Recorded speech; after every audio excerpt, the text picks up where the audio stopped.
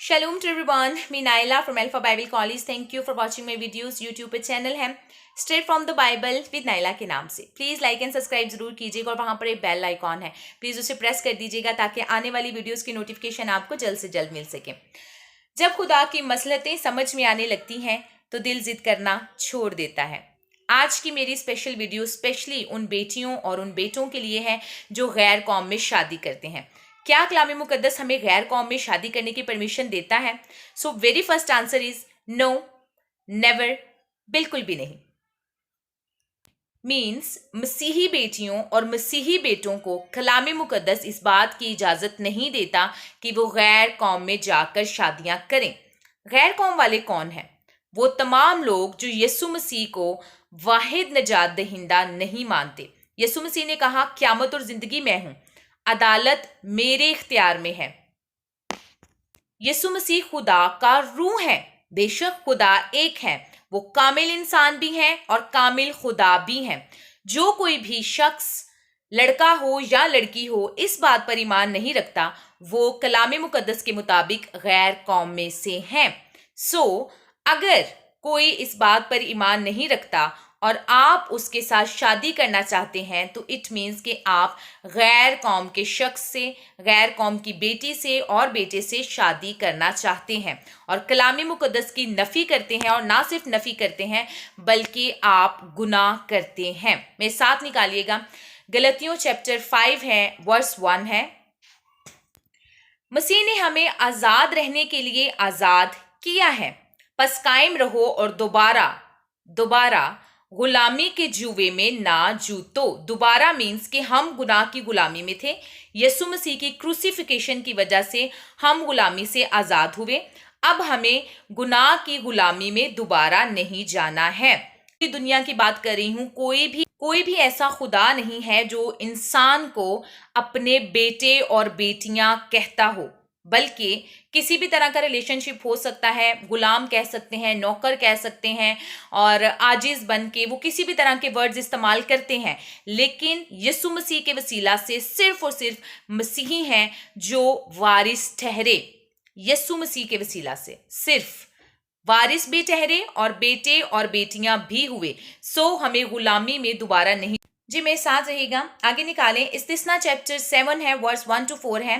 तो उनमें ब्याह शादी ना करना, ना उनके बेटों को अपनी बेटियां देना और ना अपने बेटों के लिए उनकी बेटियां लेना. क्यों? क्योंकि वो तुम्हारे दिलों को बरगश्ता करेंगे और गैर मबूदों की इबादत के लिए कहेंगे, और अगर ऐसा होगा तो मैं तुम्हें हलाक करूंगा. बाइबल साफ तौर पर मना करती है. आगे चलिएगा, दूसरा ग्रंथियों चैप्टर 6 है, वर्स 14 to 16 है. बेईमानों के साथ ना हमवार जुए में ना जूतो, क्योंकि रास्तबाजी और बेदीनी का क्या मेलजोल, क्या रोशनी और तारीकी में क्या शराकत. कलाम मुकद्दस में लिखा है, दुनिया का नूर मैं हूं. यीशु मसीह ने फरमाया, क़यामत और जिंदगी मैं हूं, अल्फा और ओमेगा मैं हूं. इट मीन्स के आप नूर के फर्जंद हैं. सो नूर के फर्जंदों के लिए हुक्म है कि वो तारीकी में दोबारा ना जाएं, वो गुलामी में दोबारा ना जाएं. सो कलाम मुकद्दस के मुताबिक रिपीट कर रही हूं कि गैर कौमों में शादी करने की परमिशन नहीं है. अगर आप ऐसा करने का सोचती हैं या ऐसा करने का सोचते हैं, पहले मैं फीमेल से बात करती हूँ. आप सब जानते हैं कि दुनियावी लिहाज से, दुनिया के लिहाज से जो नस्लें होती हैं वो मेल्स से रन करती हैं. अगर आप बीइंग ए फीमेल एक गैर कौम के मेल से शादी करती हैं तो डेफिनेटली जो आपके बच्चे होंगे वो गैर कौम में से कहलाएंगे और वो उन्हीं के मज़हब को फॉलो करेंगे. और कलाम मुकद्दस के मुताबिक जो गैर कौम में से हैं उनके लिए नजात नहीं है, खुदा की बादशाही नहीं है. इन सिंपल वर्ड्स, जन्नत नहीं है, बल्कि जो यीशु मसीह को कबूल नहीं करता है उसके लिए दोज़ख है, हमेशा की आग है. तो क्या इन वेरी सिंपल वर्ड्स आप इस चीज़ के लिए प्रिपेयर हैं कि जब आप गैर कौम में जाएंगी तो आपके बच्चे उस हमेशा की आग में जाएंगे? क्या आप ये चीज़ बियर कर सकती हैं? और अगर आप कहती हैं कि मैं अपने रिलीजन में रहूंगी, फलां बंदा अपने रिलीजन में रहेगा जिसके साथ आप शादी कर रही हैं, तो जो चीज़ें आपके ईमान के मुआफिक नहीं है, that's why you are not accepting that religion. So जो चीज़ आप अपने लिए बियर नहीं कर पा रही हैं, क्या वो चीज़ आप अपने हस्बैंड के लिए लेटर ऑन या अपने बच्चों के लिए बियर कर पाएंगी? पॉइंट टू बी नोटेड, आज वक्त है, अभी वक्त है, ये वक्त दोबारा नहीं मिलेगा। वक्ती लज्जत के लिए, वक्ती क्या कहते हैं, खुशी के लिए, सेटिस्फेक्शन के लिए, या फीलिंग्स को आप ओवरकम नहीं कर पा रही हैं, तो उसके लिए अगर आप इस बुराई में गिरी हुई हैं, इस गुनाह में गिरी हुई हैं, तो आज वक्त है कलाम के मुताबिक कि इसमें से निकल आए। कलाम मुकद्दस में लिखा है याकूब 4:17 में, बस जो कोई भलाई करना जानता है और नहीं करता उसके लिए ये गुनाह है। मीन्स अगर आप जानती हैं कि ये गुनाह है, आप जान गई हैं इस वीडियो को देखकर, या पहले से जानती थी, तो अब आपको बहुत ज़्यादा क्लियर हो गया है, और फिर भी अगर आप ये काम करती हैं तो आप गुनाह कर रही हैं, और गुनाह की सज़ा मौत है, हमेशा की मौत है, और हमेशा की आग में, दोज़ख में जलना है। सो अब वक्त है कि हम अपने वो कदम जो हमने बढ़ा लिए हैं उनको वापस लेके आएं, क्योंकि कलाम मुकद्दस इस बात की नफ़ी करता है, और कलाम मुकद्दस का इनकार करने वाला कभी भी खुदा की बादशाही में शरीक नहीं हो सकता। आगे चलिएगा, अमोस 3:3 में लिखा है, अगर दो शख्स बाहम मुत्तफिक ना हों तो क्या इकट्ठे चल सकेंगे? आप इस तरफ को फेस करके दुआ कर रहे हैं, दूसरा शख्स आपका हस्बैंड, आपकी वाइफ इस तरफ को फेस करके दुआ कर रहे हैं, क्या आप किसी चीज में मुत्तफिक हो सकते हैं? कलाम तो कहता है कि जब दो शख्स कोई बंध जमीन पर बांधते हैं तो वो आसमान पर बन जाता है।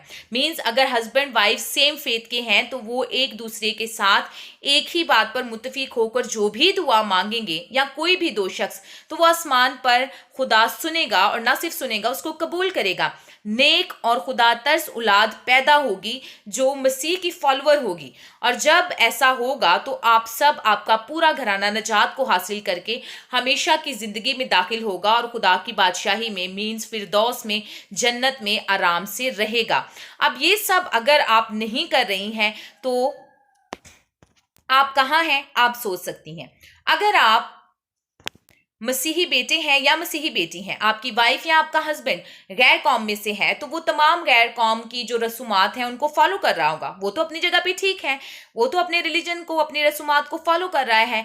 तब आप उन चीज़ों को, उन रस्मों को, रवायात को कैसे फॉलो कर सकते हैं, कैसे बियर कर सकते हैं, जबकि आप उसको एक्सेप्ट ही नहीं करते। सिर्फ आप एक चीज़ के लिए कि आपको वक्ती तौर पर अपनी फीलिंग्स पर कंट्रोल नहीं है, या ये शख्स जो बहुत अच्छा है, हम्बल है, आपसे प्यार करता है, आपकी हर तरह की ज़रूरतों का ख्याल रखता है, शायद वो अटेंशन, वो प्यार आपको अपने घर से नहीं मिल रहा है, अपने दोस्तों से नहीं मिल रहा है, जो उस शख्स से मिल रहा है, इसलिए आप उससे बहुत ज़्यादा अट्रैक्ट हैं। लेकिन मैं आपको ये कहना चाहती हूँ, जितनी मर्जी अट्रैक्शन आपको दुनिया दे ले, जो अट्रैक्शन आपको खुदा नहीं देता है, आप उसको रिफ्यूज़ नहीं कर सकती हैं। और अगर आप ऐसा करेंगी तो ये वक्ती अट्रैक्शन और वक्ती तौर पर जो चीज़ें हैं, दुनिया क्या कहते हैं 4 दिन की है, बट के हमेशा की जो ज़िंदगी है वो सिर्फ यीशु मसीह में है, खुदा में है। और अगर आप उनको रिफ्यूज़ करके वक्ती तौर पर दुनियावी ज़िंदगी के लिए इस चीज़ को, यानी गैर कौम में जाने को, शादी करने को इख्तियार करती हैं, तो आप खुदा के मुखालिफ हो जाती हैं। और खुदा के मुखालिफ हो जाना इट्स अ हॉरिबल थिंग। आगे चलिएगा, गलतियों 5:7 में लिखा है, तुम तो अच्छी दौड़ रहे थे। ये खुदा किसको कह रहा है? ये खुदा हर उस बेटी को, हर उस बेटे को कह रहा है, तुम तो मसीही घराने में पैदा हुए थे, मसीह के मुताबिक चल रहे थे, अच्छी दौड़ रहे थे। किसने तुम्हें हक के मानने से रोक दिया? किसने? शैतान ने। वो कभी नहीं चाहता कि आप खुदा की बादशाही में शामिल हों। लिखा है, ये तरगीब तुम्हारे बुलाने वाले की तरफ से नहीं है। बुलाने वाला यीशु मसीह। थोड़ा सा खमीर सारे गुंदे हुए आटे को खमीर कर देता है। अगर आपको लगता है कि मैं इस लड़के से शादी करके इसको चेंज कर पाऊंगी, तो आप ऐसा नहीं कर पाएंगी। हम इंसान होने के नाते ऐसा नहीं कर सकते। खुदा खुद ऐसा करता है, और जिसको चाहता है वो अपनी तरफ खींच लाता है। लेकिन ये रिस्पॉन्सिबिलिटी आप अपने ऊपर ना लें।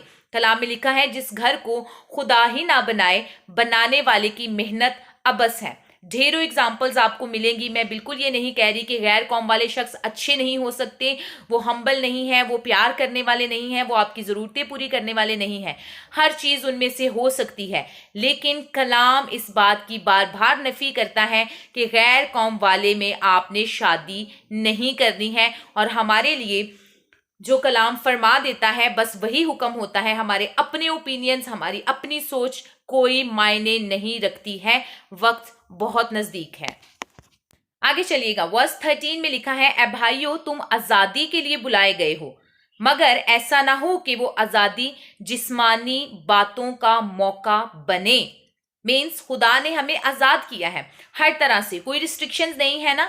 दुआ की कोई रिस्ट्रिक्शन नहीं है, कोई टाइमिंग नहीं है कि इस टाइम दुआ करें, बल्कि 24 आवर्स खुदा ने कहा है मेरे पास जितनी दफा मर्जी आके मैं दुआ करो, मैं तुम्हारी सुनूंगा। हमें हर तरह से आज़ादी दी है, लेकिन ये आज़ादी जिस्मानी बातों का मौका ना बने। मीन्स इस आज़ादी को मिसयूज ना करें। आप इजीली खुदा के साथ हर तरह से रह सकते हैं। इट डजंट मीन कि आप जिस्मानी कामों की तरफ चले जाएं। अगर आप आज़ाद हैं, आपको आपके पेरेंट्स ने आज़ादी दी है, आप आसानी से बाहर जॉब करती हैं, आप आसानी से बाहर घूमती फिरती हैं, ड्रेसिंग करती हैं मसीह के अंदर रह के। मैं यहाँ पर नेगेटिव बातें नहीं कर रही हूँ। और इस सब के बावजूद अगर आप जिस्मानी बातों की तरफ चली जाती हैं तो कलाम तो साफ तौर पर कहता है कि तुम्हारी ये आज़ादी जिस्मानी बातों को मौका ना दे। मीन्स अपनी आज़ादी को मिसयूज ना करें। मैं बेटियों से, बेटों से स्पेशली दरख्वास्त करना चाहती हूं कि अपनी आज़ादी को मिसयूज ना करें। इन सिंपल वर्ड्स, वो सिर्फ मेरा अच्छा कुलीग है, मैं सिर्फ उससे काम की बात करती हूँ या करता हूँ। तो ये सारी चीज़ें आहिस्ता आहिस्ता जिस तरफ जाती हैं, यंगस्टर्स यू बेटर नो कि ये चीज़ें किस तरफ ले जाती हैं, और डेफिनेटली ये चीज़ें गुनाह की तरफ ले जाती हैं। मिसयूज़ मत करें अपने आप को, अपनी लाइफ को, अपनी ज़िंदगी को, और अपनी हमेशा की ज़िंदगी के साथ कंप्रोमाइज़ मत करें। बहुत खूबसूरत वर्स, आगे चलिए। गलतियों 5 चैप्टर 5 वर्स 16 में लिखा है, मगर मैं ये कहता हूँ रूह के मुआफिक चलो, खुदा रूह है, तुम जिस्म की ख्वाहिश को हरगिज पूरा ना करोगे। ये हमारी जिस्म की ख्वाहिशें हैं, ये हमारी रूह की ख्वाहिश नहीं, क्योंकि जिस्म रूह के खिलाफ ख्वाहिश करता है। अगर आप चाहती हैं उस लड़के से शादी करना तो ये जिस्म की ख्वाहिश है, और जिस्म रूह के खिलाफ ख्वाहिश करता है। खुदा कह रहा है रूह के मुआफिक चलो, और रूह जिस्म के खिलाफ, और ये एक दूसरे के मुखालिफ हैं, ताकि तुम जो चाहते हो वो ना करो। आपने वो नहीं करना है जो आप चाहती हैं, आपने वो करना है जो खुदा चाहता है, आपने वो करना है जो कलाम कहता है। और अगर आप ऐसा करती हैं तो गलतियों 5 वर्स 42 में लिखा है, जो मसीह के हैं, जो मसीह के हैं, फिर से रिपीट करती हूं, जो मसीह के हैं, उन्होंने जिस्म को उनकी रगबतों, जिस्म की ख्वाहिशें, मैं उसी से शादी करना चाहती हूँ, मेरा दिल उसके साथ लग गया है, वो मेरा पहला प्यार है, मैं उसे नहीं छोड़ सकती, मैं उसके बगैर कैसे जीऊंगी। कलाम कहता है उन्होंने, जो मसीह के हैं, जिस्म की ख्वाहिशों को उनकी रगबतों और ख्वाहिशों समेत सलीब पर खींच दिया है। मीन्स अपनी ख्वाहिशों को, अपनी रगबतों को यीशु मसीह के लिए छोड़ दें। वो हमेशा की जिंदगी है और वो आपके लिए बेस्ट करेगा। You have to wait, you have to pray to God for the best. वो आपके लिए बेस्ट करेगा। फर्स्ट आपको स्टेप लेना है, एक सिंपल सा स्टेप लेना है, उस रिश्ते से आज़ाद होना है, उस रिश्ते को, उस फीलिंग्स को जो आपके साथ हैं और जो आपको इस तरफ लेकर जा रही हैं, छोड़ना है, इनकार करना है। शैतान हमें फरेब देता है। गलतियों 6 चैप्टर और वर्स 7 में लिखा है, फरेब ना खाओ, क्योंकि आदमी जो बोता है वही काटेगा। कलामे मुकद्दस के मुताबिक अगर आप ऐसा कर जाती हैं तो जो मैंने पहले भी बात की है कि हेल, दोज़ख की आग में जलने के लिए ना सिर्फ आप बल्कि आपकी औलाद भी तैयार रहें। क्या आप किसी और के लिए गुनाह का बायस बन सकती हैं? हम अपने बच्चों से कितनी मोहब्बत करते हैं। क्या हम अपने बच्चों के लिए हमेशा की जिंदगी को छोड़कर उनको दोज़ख में आग में जलाने के लिए रास्ता तैयार कर सकते हैं? नहीं। बीइंग ए पेरेंट्स तो बिल्कुल नहीं। और अगर आप सिंगल हैं और अभी सिर्फ आप रिलेशनशिप में हैं तो मैं आपको बताना चाहती हूँ कि ये वीडियो आपके लिए बहुत ज़्यादा हेल्पफुल होगी। प्लीज़ प्लीज़ प्लीज़ रो लें, तड़प लें, दरवाज़ा बंद करें, शाउट करें, जो मर्जी करें, खुदा से कहें कि आपके दिल को बदले, आपकी सोच को बदले, आपके ख्यालों को बदले। मुझे सिर्फ वो करना है जो मेरे यस्सु ने कहा है, जो खुदा के कलाम ने हुक्म दिया है। प्लीज़ मेरी मदद कर, मेरी सोचों को नया कर, मेरी फीलिंग्स को नया कर, मेरे ख्यालों को नया कर। मुझे इस रास्ते पर जो तेरी मर्जी के मुताबिक नहीं है छुड़ा, मुझे इससे वापस ले आ। प्लीज मेरी मदद कर, क्योंकि मैं अपनी हिम्मत से ऐसा नहीं कर सकती। और शैतान आपसे ज्यादा ताकतवर हो सकता है लेकिन आपके खुदा से ज्यादा नहीं। और ये कोई अनोखी बात नहीं है जो आप कर रहे हैं। पुराने अहदनामे में भी आप चले जाएं, बहुत से लोगों ने अगर गैर कौमों में शादियां की हैं शादियां, तो वो उनके लिए परेशानी का बायस हुई हैं। मेरे साथ चलिएगा, पैदाइश चैप्टर 14 में लिखा है, अब्राहम ने इसहाक से कहा, अपने नौकर से वादा लिया कि इसहाक के लिए कुनानियों में से बीवी ना लेना, बल्कि मेरे रिश्तेदारों के पास जाना और वहां से जाकर इसहाक के लिए बेटी लेके आना।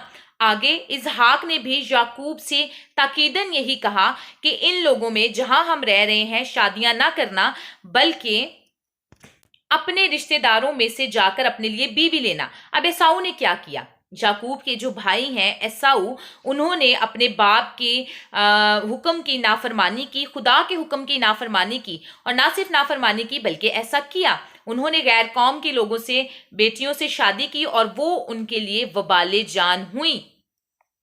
वबाले जान हुई मीन्स जान लेने तक, उस हद तक खतरनाक ठहरी। पैदाइश चैप्टर 26 वर्स 34 to 35 में लिखा है, आप देख सकते हैं। पहला सलातीन चैप्टर 11 है, वर्स 4 to 6 है। सुलेमान जब बूढ़ा हो गया तो उसकी जो बीवियां थीं उन्होंने उसका दिल गैर मबूदों की तरफ कर दिया, और वो जिस तरह उनका बाप दाऊद जो बादशाह था, वो जिस तरह खुदा के साथ मजबूत था और पैरवी करता था, सुलेमान ऐसा ना कर सका। मैं आप सबको बताना चाहती हूँ सुलेमान की कितनी हिकमत और शौकत थी, कितनी बरकत थी उसके पास, लेकिन इसके बावजूद उसका जो एंड हुआ वो बहुत ज्यादा बुरा हुआ। क्यों हुआ? क्योंकि उसने गैर कौम की औरतों से, गैर कौम की बेटियों से शादियां की, और वो शादियां, वो अपनी जगह तो ठीक है, वो तो अपने मबूतों की प्रस्तिश कर रही हैं, लेकिन वो आपके ईमान के मुताबिक ठीक नहीं है, वो आपके ईमान के मुआफिक नहीं है। जो कलाम मुकद्दस में लिखा है वो यही है कि आप गैर कौमों में शादियां नहीं कर सकती। यहाँ पर एक और बात कहना चाहती हूँ, अगर आप ऐसा कर चुकी हैं तो आप हमेशा की जिंदगी को खो चुकी हैं, अपने लिए भी और अपने बच्चों के लिए भी। एक और बात आपको कहना चाहती हूँ, बाइबल मुकद्दस में लिखा है, तेरे गुनाह चाहे हो कि रमजी बर्फ की मानी धो देगा वो। कहना ये चाहती हूँ, खुदा के पास वापस आएं, उसे अपना निजात दहिंदा कबूल करें, अपने लिए, अपनी औलाद के लिए आप मगफरत को मांगे, माफ़ी को मांगे। खुदा माफ़ करने के लिए हमेशा तैयार रहता है, वो ना सिर्फ आपको माफ़ करेगा बल्कि आपको कबूल भी करेगा। यहाँ पर एक पॉइंट आपको कहना चाहती हूँ, मैंने एक दफ़ा पहले भी ये वीडियो बनाई थी और उसमें मैंने कहा था कि जो मसीही बेटियाँ या बेटे गैर कौम में जा चुके हैं, वो अगर वापस आना चाहते हैं तो एक्सेप्ट देम बैक। प्लीज इस पे ज्यादा बात नहीं करूंगी, मेरे पेज पर जाइएगा, एक वीडियो है एक्सेप्ट देम बैक, वो जरूर देखिएगा, उससे आप इस चीज को अच्छे से समझ पाएंगे। तो उस पर मुझे एक बात पर क्रिटिसाइज किया गया था कि अच्छा, तो आपने तो बड़ी आसानी से कह दिया कि वो बेटियां या वो बेटे वापस आ जाएं, तो हमारी कम्युनिटी क्या उसको एक्सेप्ट करेगी? कौन उनको रखेगा अपने पास? अगर वो वापस आ जाती हैं तो वो किसके साथ रहेंगी, कहाँ से खाएं पिएंगी, और ये सारी चीज़ें। मैं आप सबको कहना चाहती हूँ, जब खुदा आपको अपनी तरफ लेकर आता है ना, तो वो आपके लिए रास्ते भी निकाल देता है। पहली बात तो ये। दूसरी बात ये कि ये हमारी कमजोरी है कि अगर वो लोग वापस आते हैं तो हम उनको एक्सेप्ट नहीं करते हैं। हम पूरी दुनिया के लिए दुआएं करते हैं, गैर कौमों के लिए दुआएं करते हैं, वापस आ जाएं, मसीह को कबूल कर लें, सब लोग ऐसे करें और मसीह के आगे झुकें, उसको अपना जात दहिंदा कबूल करें। लेकिन जो हमारे अपने लोग अगर भटक कर वापस आते हैं तो हम उनके लिए तंज का बाइस बनते हैं, क्रिटिसाइज का बाइस बनते हैं और उनके लिए नफरतें अपने दिलों में रखते हैं। क्यों? उनको वापस एक्सेप्ट करें। क्या एक जिंदगी सिर्फ इस वजह से मर जाए, हलाक हो जाए और पूरी जिंदगी हमेशा की आग में जलती रहे क्योंकि हमारे पास जगह नहीं है कि हम उन्हें अपने घरों में जगह दे सकें, हम उन्हें अपने दिलों में जगह दे सकें? हमारे बेटों के दिलों में इतनी जगह होनी चाहिए कि वो उनको दोबारा एक्सेप्ट करें और एक इज्जतदार जिंदगी दोबारा से दें। मसीह यस्सु के नाम के वसीला से अगर आप एक जिंदगी बचाते हैं तो अपने हजारों गुनाहों पर पर्दा डालते हैं। और अगर आप ये सब कुछ नहीं कर सकते, we should have some shelter homes for this. ऐसी बेटियां, ऐसे बेटे, ऐसे लोग जो वक्ती तौर पर शैतान के बहकावे में आकर गुनाह में गिर गए थे, अगर वो वापस आते हैं तो हमारे पास ऐसे शेल्टर होम्स होने चाहिए जहां पर हम उनको पनाह दे सकें और उनकी मदद कर सकें, हर तरह से फाइनेंशियली उनको हर तरह से सपोर्ट कर सकें। अगर वो यंग बेटियां हैं, उनसे शादियां करने के लिए बेटे ऐसे मिलने चाहिए, क्योंकि हमें इन जिंदगियों को महफूज करना है। वक्त बहुत ज़्यादा नज़दीक है, हालात जैसे भी चल रहे हैं आप सब जानते हैं। हमें अपने ज़िंदगियों को बचाना है ताकि हम हमेशा की ज़िंदगी में दाखिल हो सकें। ये वक्ती ज़िंदगी है, वक्ती लाइफ है, और ये कहाँ तक चलेगी, कब तक चलेगी, आपको भी नहीं पता, मुझे भी नहीं पता। लेकिन हमारे पास द ओनली वे है, और वो है यीशु मसीह, जीसस क्राइस्ट, जो कहता है जाओ और सब कौमों में मेरे नाम की मुनादी करो और उन्हें बाप और बेटा और रूह कुदस के नाम से बपतिस्मा दो। वो जल्द आने वाला है। एट द एंड फिर कहना चाहती हूँ अपनी मसीही बेटियों से, मसीही बेटों से, फरेब ना खाओ। जो बोएंगे आप वही काटेंगे। जब दो इंसान एक चीज पर मुत्तफिक नहीं हो सकते तो वो एक साथ भी नहीं चल सकते। एट द एंड यही कहना चाहती हूँ, खुदा की मसलहतें जब समझ में आ जाती हैं तो दिल जिद करना छोड़ देता है। खुदा की मसलहत जो मैंने आपको बताई, आपका दिल जिद करना छोड़ देगा। आपको दुआ करनी है, खुदा के आगे झुकना है और उससे हमेशा की जिंदगी को मांगे, उसकी हिकमत, उसकी दानिश मांगे, उसकी मदद मांगे। वो हर वक्त आपकी मदद करने के लिए तैयार है। वो आपका दोस्त है। वो हमें अपने दोस्त कहता है, अपने बेटे और बेटियां कहता है। और जैसे आप इजीली अपने बाप से कुछ भी कह लेती हैं, वैसे ही आप अपने बाप यहोवा खुदा से कुछ भी कहें, जो भी आपके दिल में, अपने दिल को खोल दें और कहें, it's not in my hands, you can do this, I am there, मुझे अपने जलाल के लिए इस्तेमाल कर। Thank you so much. चलिए एक छोटी सी दुआ करेंगे। कदूस मेहरबान यहोवा खुदा, हम आपके शुक्रगुजार हैं आपके इस खूबसूरत कलाम के लिए। यहोवा खुदा, मैं इस टाइम जितने भी लोग ये वीडियो देख रहे हैं, स्पेशली वो मसीही बेटियां और मसीही बेटे जो गैर कौमों के लोगों के साथ किसी रिलेशनशिप में हैं या उनसे शादियां कर चुके हैं, खुदावंद इन सब को संभाल, अपनी बेटे और अपनी बेटियों को वापस लेके आ। आपने फरमाया है, मुझे उन 99 की फिक्र नहीं, बल्कि मुझे अपनी उस एक भेड़ की फिक्र है जो खो गई है। खुदावंद यहोवा खुदा, अपनी बेटियों को और अपने बेटों को वापस लेके आ, अपने कलाम की पहचान अता फरमा, क्योंकि वो कमज़ोर हैं लेकिन हमारा खुदा मजबूत खुदा है। यहोवा खुदा, उन्हें हमेशा की ज़िंदगी के लिए वापस कबूल कर, उनके कमज़ोरियों को, उनके गुनाहों को माफ़ कर और अपने नाम के और अपने कलाम के जलाल के लिए इस्तेमाल कर। मसीह यीशु के नाम में मांगते हैं, आमीन। और एक बात हमेशा मैं कहती हूँ, मसीही जो आप ईमान पर कायम है, आपके गुनाह की टाइप डिफरेंट हो सकती है, लेकिन कोई रास्तबाज नहीं है, एक भी नहीं है। ये मैं नहीं कहती, कलामे खुदा कहता है। सो इसलिए आप दूसरों को क्रिटिसाइज ना करें, उन्हें दोबारा मौका दें। और यस, पेशावर में एक ऐसा शेल्टर होम बना भी है जो मसीही बेटियों के लिए और बेटों के लिए है। प्लीज़ मैं उनका लिंक शेयर कर दूंगी, नंबर नीचे कमेंट्स में, प्लीज़ उसे नोट कर लीजिएगा, नीडी लोगों के लिए। और हाँ, देर कभी नहीं होती। वन थिंग मोर, एक शेल्टर होम है भी, that's my dream comes true, और वो शेल्टर होम मसीही बहनों और बेटियों के लिए है। मैं ऊपर डिस्क्रिप्शन में उनका नंबर दे दूंगी, प्लीज़ उनसे आप राब्ता कर सकते हैं। If you are suffering any reason, आपके पास घर नहीं है और आप किसी परेशानी में हैं, तो आप उस शेल्टर होम से राब्ता कर सकते हैं। So thank you so much, God bless you all. At the end यही कहना चाहूँगी, देर कभी नहीं होती। नजात का रास्ता सिर्फ यीशु मसीह है, उसे कबूल करें और हमेशा की ज़िंदगी को हासिल करें। Thank you so much.